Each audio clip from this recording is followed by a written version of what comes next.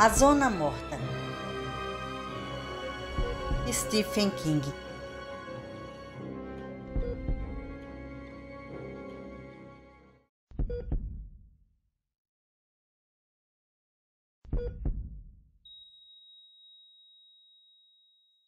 Capítulo 12. 1.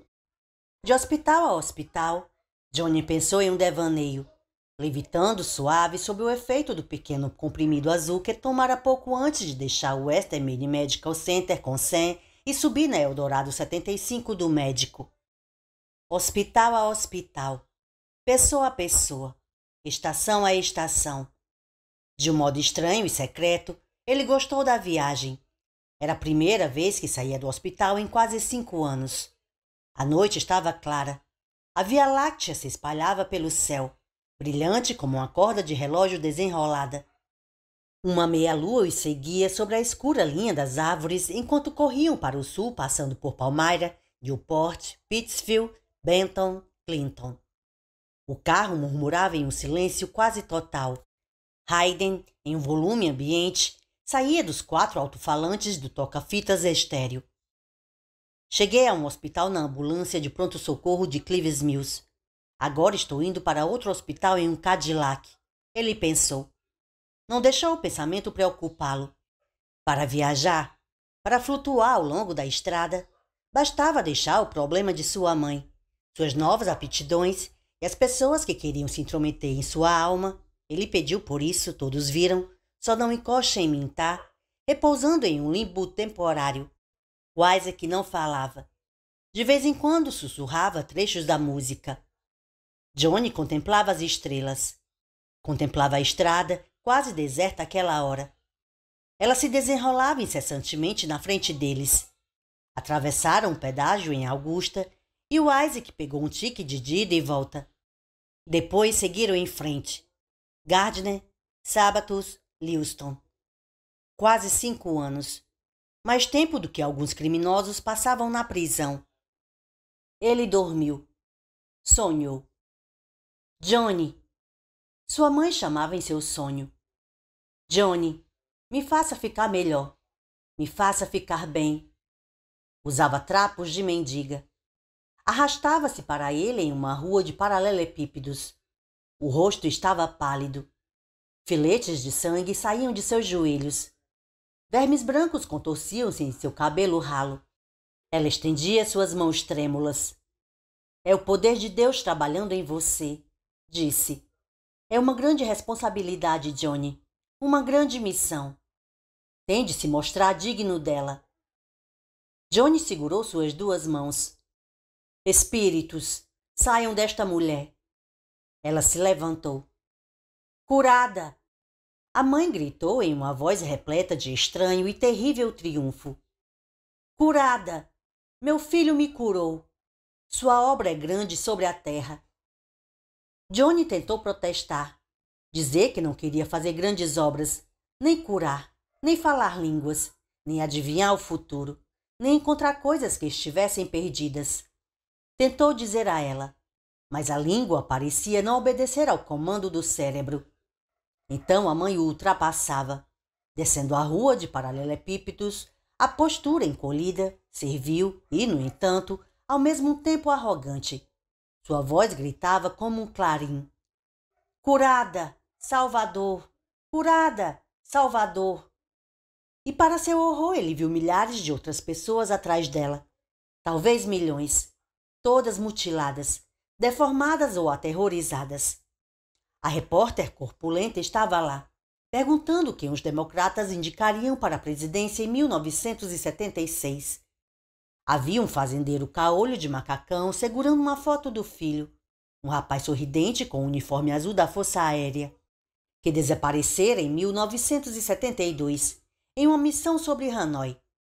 Ele precisava saber se o filho estava vivo ou morto. Havia uma jovem que parecia Sarah, com lágrimas nas faces lisas, segurando um bebê com uma cabeça hidrocefálica, onde veias azuis se destacavam como ruínas do apocalipse. Havia também um velho com os dedos transformados em bastões pela artrite, e tantos outros. Eles se estendiam por quilômetros, esperariam pacientemente. Massacrariam Johnny com suas demandas mudas e ameaçadoras. Curada! A voz da mãe voltava, imperativa. Salvador! Curada! Curada! Johnny tentou dizer a eles que não podia curar nem salvar, mas, antes que pudesse abrir a boca para fazer a negativa, o primeiro já havia estendido as mãos e o estava sacudindo. A sacudida era bastante real. Era a mão de Isaac em seu braço. Uma forte luz alaranjada iluminava o carro, deixando o interior brilhante como o dia. Era uma luz de pesadelo, transformando o rosto gentil de Sam na cara de um doente. Por um momento ele achou que o pesadelo continuava, e então reparou que a luz vinha das lâmpadas do estacionamento. Pelo que parecia, a percepção das luzes também havia mudado enquanto ele estivera em coma.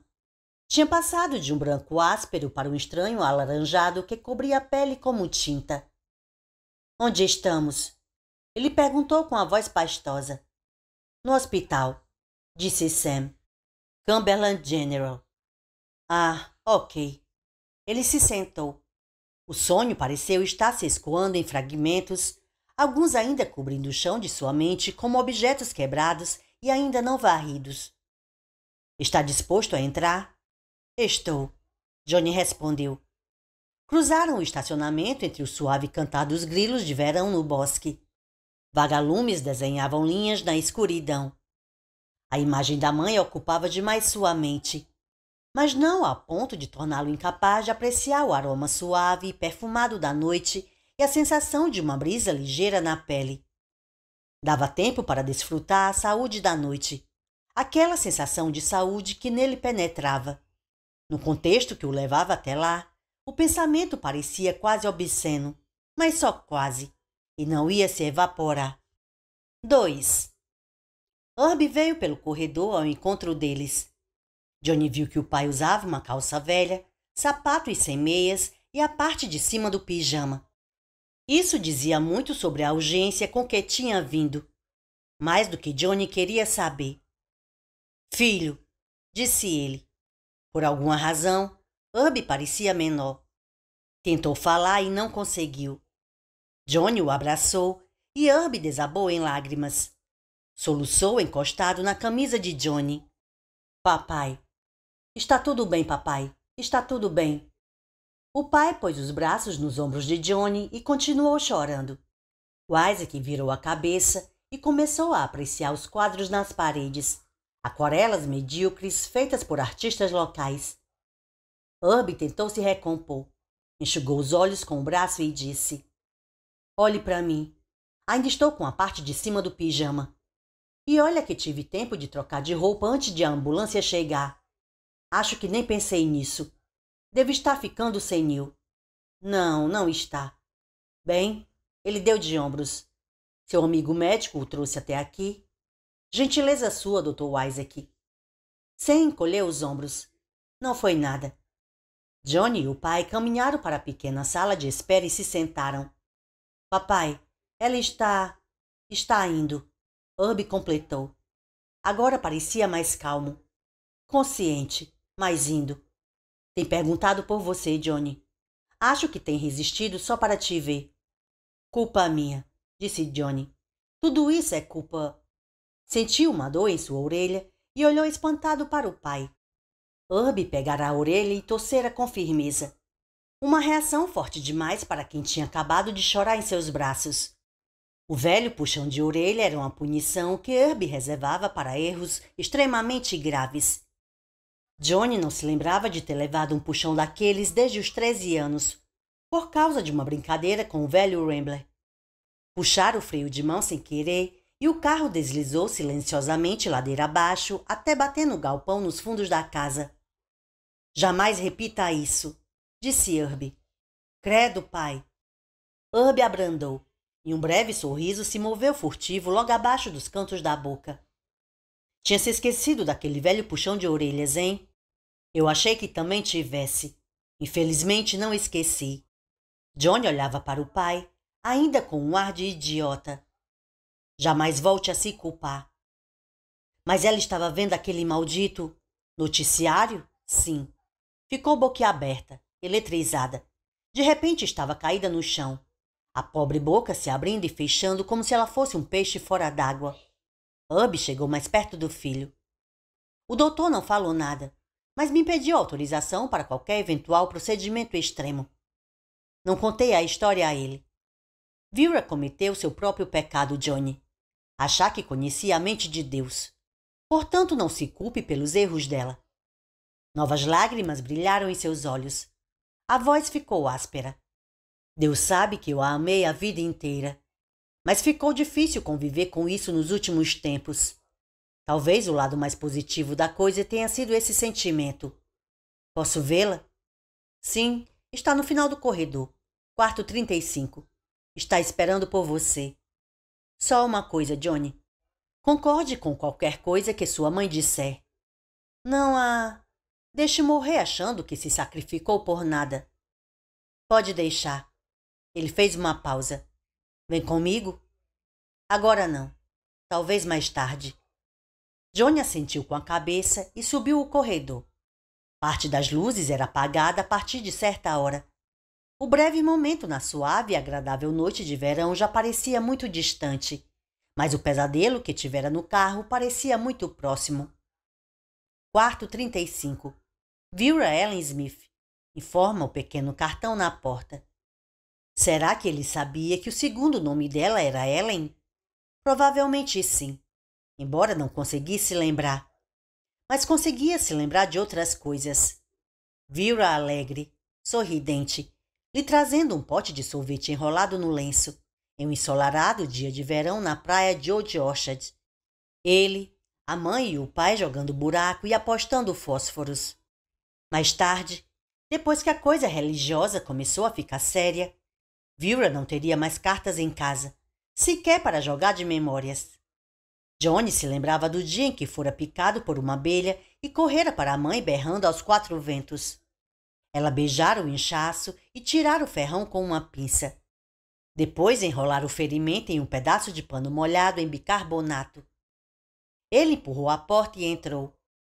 A mãe era um vago montinho na cama e Johnny pensou. A minha aparência era essa. Uma enfermeira verificava a pulsação e se virou quando a porta se abriu. As luzes fracas do corredor cintilaram em seus óculos. É o filho da Sra. Smith? Sim. Johnny? Brotou a voz do montinho na cama, seca e abafada, como o som da morte. Um ruído de pedrinhas chocalhando em uma cuia vazia. A voz, que Deus o ajudasse, fez sua pele se arrepiar. Ele se aproximou. A face da mãe se contorceu em um esgar do lado esquerdo. A mão sobre a coxa parecia uma garra. Derrame, ele pensou. O que o pessoal mais velho chama de ataque. Sim, aquilo era melhor. É como parece. Como se ela tivesse sofrido um ataque. É você, John? Sou eu, mãe. Johnny, é você? Sim, mãe. Ele chegou ainda mais perto e se obrigou a segurar a garra ossuda. Eu quero meu Johnny, disse Vera em um tom de lamento. A enfermeira olhou para ele com ar de pena e Johnny teve vontade de dar um soco nela. Poderia nos deixar a sós? Perguntou. Eu realmente não devia... Vamos lá. É minha mãe e quero ficar algum tempo a sós com ela. Pediu Johnny. Posso? Bem... Traga meu suco, pai. A mãe gritou asperamente. Acho que vou conseguir beber um pouco. Quer, por favor, sair daqui? Ele gritou para a enfermeira. Estava sendo tomado por uma terrível sensação de pesar da qual não conseguia sequer encontrar um ponto de equilíbrio. Era como um redemoinho afundando na escuridão. A enfermeira saiu. Mãe, disse John, sentando-se ao lado dela. Tinha uma estranha e insistente sensação de voltar no tempo ou de reviver fatos já acontecidos. Quantas vezes a mãe não teria parado ao lado da sua cama, talvez segurando sua mão ressecada e falando com ele. Johnny se lembrava do período interminável em que o quarto parecia tão fechado sobre ele. Através de uma transparente membrana placentária, via o rosto da mãe curvado. fazendo sons sem sentido ecoarem vagarosamente sobre seu rosto virado para o teto. Mãe! Ele repetiu e beijou o gancho que havia tomado o lugar da mão dela. Me dê esses pregos. Eu posso fazer isso, disse Vera. O olho esquerdo parecia congelado em sua órbita. O outro rolava freneticamente. Parecia o olho de um cavalo topado. Eu quero o Johnny. Mãe, estou aqui. Johnny! Johnny! Johnny! Mãe! Ele insistiu, com medo de que a enfermeira voltasse. Você... Ela se interrompeu, a cabeça se virando um pouco. Se debruce mais para que eu possa vê-lo. Ela sussurrou. Johnny fez o que a mãe pedia. Você veio, disse ela.